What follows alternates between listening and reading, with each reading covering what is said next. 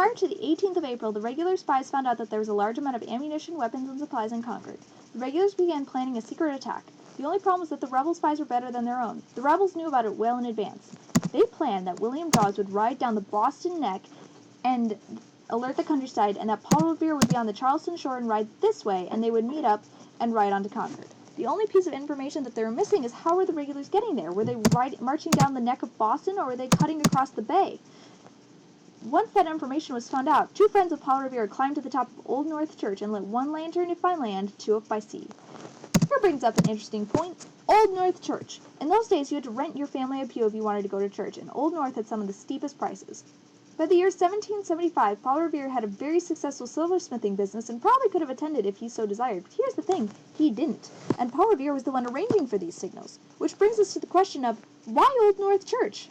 To find the answer, we need to go back to when Paul Revere was a student at Harvard. At that time, the Reverend there bought a very special kind of bells that had to be shipped all the way from England. So by the time the bells were installed, there was absolutely no money to hire anyone to ring these gorgeous and extremely expensive bells shipped all the way from England.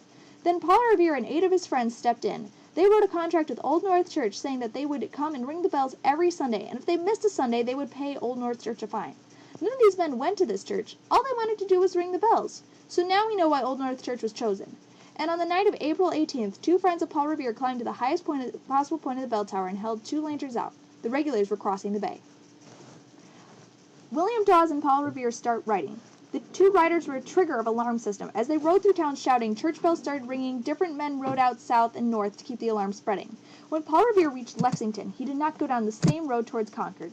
Instead, he took this road. This road led to the house where John Hancock and Samuel Adams were spending the night. After Paul Revere made sure that these patriots had safely escaped, he went back to the road to Concord and carried on. Now, while he was riding, he caught up with William Dawes. As you can see, the roads meet. At this point, it is close to 1 in the morning. They kept riding towards Concord. As they are riding, they come across Dr. Samuel Prescott, who is riding home. Paul Revere doesn't trust him. Paul isn't sure if this is a loyalist or a regular spy come to ruin the mission. In fact, you may be wondering why Dr. Prescott is out at all at night at such a late hour. It's between 1 and 2 in the morning by now. But the explanation is a simple one. Dr. Prescott has been visiting his girlfriend and was just riding home. After some questioning, Paul Revere realizes that Dr. Prescott is on their side and fills him in on the mission. The trio then rides on to Concord.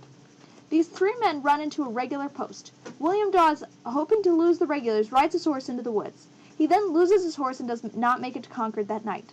Paul Revere rides his horse to the right, directly into the regulars, and is captured. But Dr. Samuel Prescott rides his horse to the left, gets past the regulars, and is the only rider to make it to Concord. He gives the alarm, and the ammunition is hidden just in time for the regulars.